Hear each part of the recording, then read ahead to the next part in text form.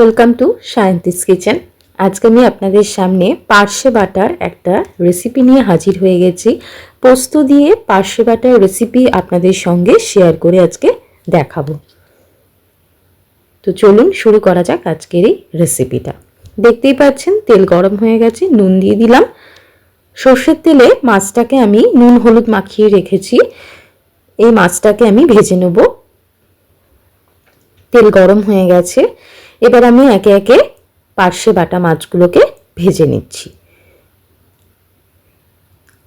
এই রেসিপিটা গরম ভাতের সঙ্গে খেতে কিন্তু অসাধারণ লাগবে, একবার আপনারা বাড়িতে ট্রাই করতে পারেন। তো নুন হলুদ মাখানো মাছগুলোকে আমি ভেজে নেব। গ্যাসের ফ্লেমটা একদম লো করে দিয়েছি। তো এবার আমি মাছগুলোকে ভেজে নিচ্ছি। 10 মিনিটের জন্য এটাকে আমি কভার করে দিচ্ছি। তো দেখতেই পাচ্ছেন এক পিঠ হয়ে গেছে, অপর পিঠটা কিন্তু আমি উল্টে দেব। আবারও আমি 5 মিনিটের জন্য এটা কভার করে দিলাম। মাছগুলো আমার ভাজা কমপ্লিট হয়ে গেছে। দেখুন একটু কড়া করেই আমি মাছটাকে ভেজে নিয়েছি, আপনারা চাইলে হালকাভাবেও ভাজতে পারেন।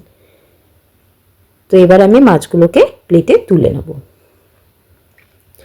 ওই একই তেলে আমি দিয়ে দিচ্ছি কালো জিরে 1 টিস্পুন। তেলটা আমি অনেকটাই কমিয়ে দিয়েছি।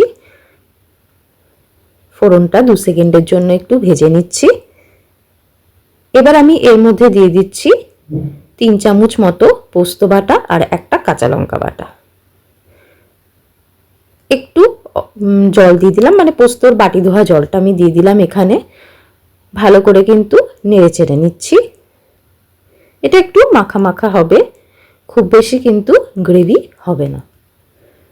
দিয়ে দিচ্ছি এর মধ্যে অল্প একটু স্বাদ মতো নুন। নুনটা অবশ্যই স্বাদ মতন দেবেন। আবারও এটা আমি একটু ঢেকে দিচ্ছি 5 মিনিটের জন্য। দেখতেই পাচ্ছেন ঝোলটা ফুটে গেছে। এবার আমি এর মধ্যে দিয়ে দিলাম একটুখানি সামান্যতম হলুদ গুঁড়ো 1 টিস্পুন মতন। নেড়ে দিচ্ছি। আবারও এটা আমি ঢেকে দিচ্ছি 5 মিনিটের জন্য।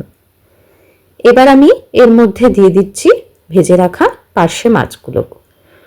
যদি আমার চ্যানেলের রেসিপিগুলো আপনাদের ভালো লেগে থাকে তাহলে অবশ্যই চ্যানেলটাকে লাইক শেয়ার সাবস্ক্রাইব করতে কিন্তু ভুলবেন না। দেখতেই পাচ্ছেন আমি একটু উল্টে পাল্টে দিলাম, এটা একটু মাখা মাখা হবে।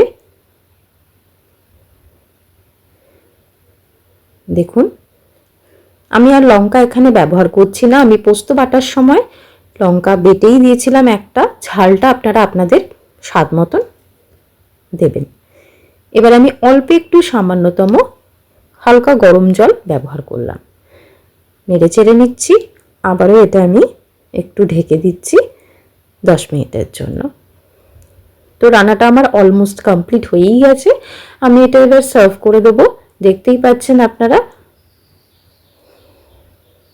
আবারও এটা আমি 5 মিনিটের জন্য স্ট্যান্ডিং টাইম দিয়ে গ্যাসটা বন্ধ করে দিচ্ছি।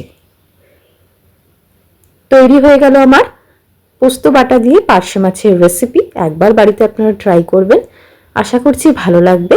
তো আজকের মতো এই পর্যন্তই। ধন্যবাদ।